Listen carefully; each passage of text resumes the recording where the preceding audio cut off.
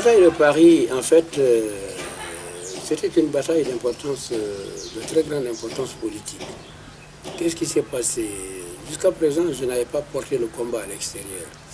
Mais M. Abdou Diouf avait décidé, après s'être déclaré candidat, à aller en France et à faire un discours devant l'Assemblée nationale. Il était invité par M. Laurent Fabius. Et il espérait, il s'était même arrangé pour avoir un label de démocrate et de celui qui a réalisé, a assuré la stabilité dans son pays. C'était une véritable campagne électorale. Alors j'ai estimé que les deux qualités qu'il réclamait ne lui étaient pas dues. Parce que M. Diouf n'est pas un démocrate. Absolument pas. Il exclut l'alternance, c'est-à-dire vous avez tous les droits, sauf l'alternance, c'est en quelque sorte ce qu'il veut dire. Et ce n'est pas lui qui a introduit la démocratie au Sénégal. Même s'il a introduit le multipartisme illimité, la démocratie a commencé avec Senghor, qui m'a permis de faire une brèche dans le système du parti unique.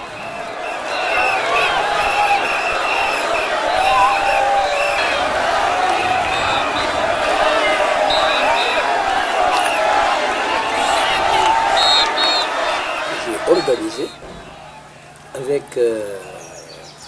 les leaders de notre coalition des manifestations à Paris. Nous avons envoyé nos députés et nous nous sommes rendus donc au Palais Bourbon, devant le Palais Bourbon. Nous avons obtenu une autorisation régulière de manifestation et nous avons fait cette manifestation. Alors, la portée de cette manifestation, c'est que, comme les Français ont compris, parce que 5 télévisions ont rapporté les événements.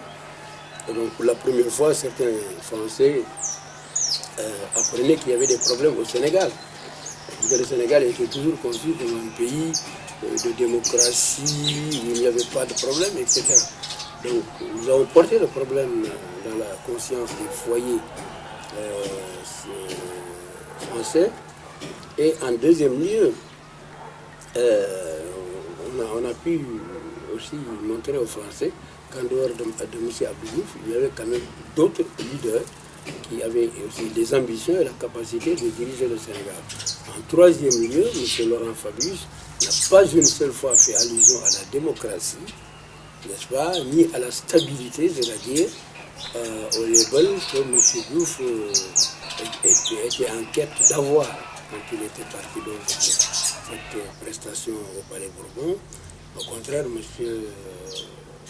Fabius a surtout parlé de l'apport de M. Diouf dans la francophonie, ce qui était quand même très maigre parce que la francophonie c'est Senghor, ce n'est pas Abdou Diouf. Au total, nous avons considéré, avec les reportages qui ont été faits donc, aux télévisions et dans la presse écrite, que nous avions gagné cette bataille.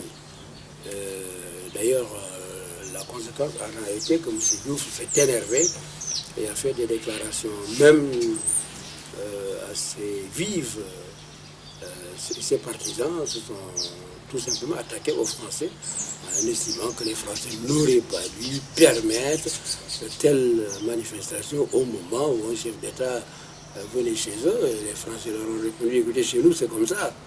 Chez nous c'est un droit, la manifestation est un droit d'expression.